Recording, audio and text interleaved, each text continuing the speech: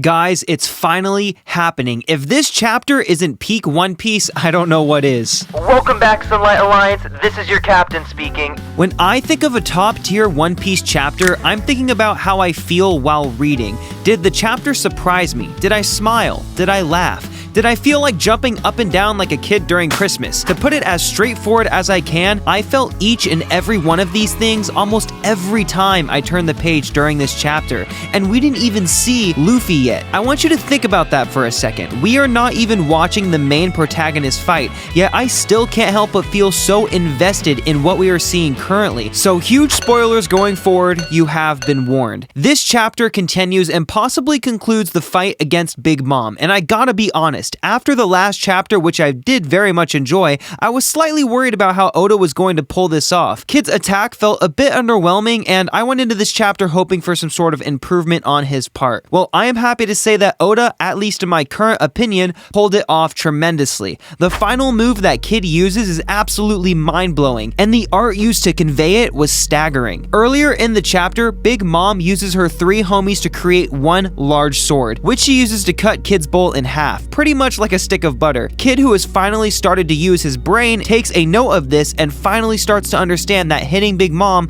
with shiny object is not going to defeat her. In my perspective, I find it a little difficult to believe that Kid is actually a huge science nerd, so I feel like he just might have done something like Luffy's Gear 2nd, where he doesn't know scientifically what's going on, but he's able to recognize and amplify the feeling since it is his power after all. From what I can observe, Kid has created an electromagnetic cannon and is able to fire beams at his target. From my understanding, because I'm not a huge science nerd either, if these beams follow the theory of electromagnetic beams, then in the most simplest of terms, the magnetic pole that Kid creates is elevated to such a level that the amplitude or momentum of the magnetic waves produce a focusable electric beam, which is what we saw Kid absolutely destroy Big Mom with in this chapter. However, I do want to point out, Kid was not the star of the show here. Trafalgar Law absolutely delivered in this chapter. I already thought his piercing Kroom awakening attack was cool last chapter, but this chapter it passed all expectations. Like, I knew he was going to use his awakening again to finish off Big Mom, but I did not expect it to go this crazy. He literally extends his sword all the way through Big Mom, through Onigashima, all the way down to Wano. Let me repeat that one more time, just so you can really grasp what I'm saying here. Law used his awakened ability to extend his sword all the way down to Wano. I mean, we already saw what Law's attack did to Big Mom in the last chapter, so when I saw this happening, I was like, okay, she's done. Like, she's gotta be done after this. But she's still standing.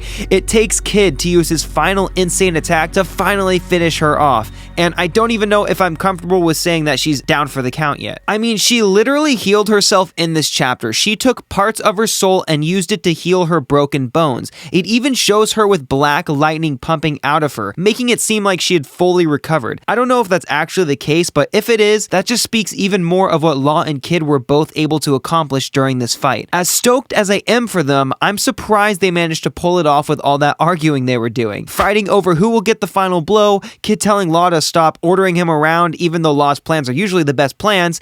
At the end of the day, they both were still able to pull it off, and I cannot wait for next week to see whether or not this fight has actually been concluded. If it has, I feel like we will get 1 or 2 more chapters before going back up to Luffy and Kaido. Either that or we'll get a small peek into what's going on with them or what's been going on with them, but it won't be the main focus of the chapter. I could be wrong, and the next chapter could be titled Luffy vs. Kaido, but because of how many things we still have to resolve before the raid ends, I feel like we still have a lot of in-between before we get the conclusive battle between Luffy and Kaido, especially with these new twists being introduced into Wano, like Momo at the beginning of this chapter, while actually starting to make progress on moving Onigashima, heard a voice calling out to him. The most logical explanation for this is that it's Zunisha. However, if Momo doesn't recognize Zunisha right away, does that mean he wasn't expecting Zunisha to show up? Because I thought maybe Momo's talk with Zunisha after Zou could have been part of the reason Zunisha made his way to Wano. Another theory that I've heard is that Wano was always his final destination. However, I think after close to 1,000 years of walking, he probably would have made it there by now. One more idea that was brought up is the idea that Zunisha was already nearby and heard Momo's call, which is why he is here now. Sorry, I went off on a bit of a tangent there, but I'm just so hyped to figure out the answers to all these crazy questions.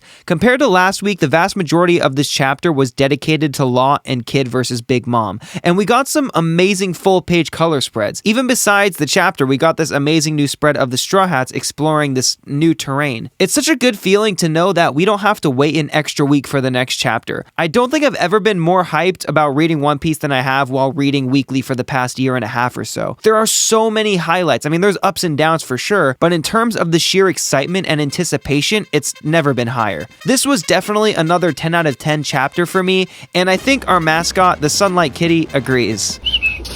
Let me know your thoughts on this week's chapter in the comment section below, and if you would like to learn all there is to know about the upcoming One Piece live-action adaptation coming to Netflix, go ahead and click right here. Join the Alliance today, or Kid is going to shoot an electromagnetic hole through your One Piece collection.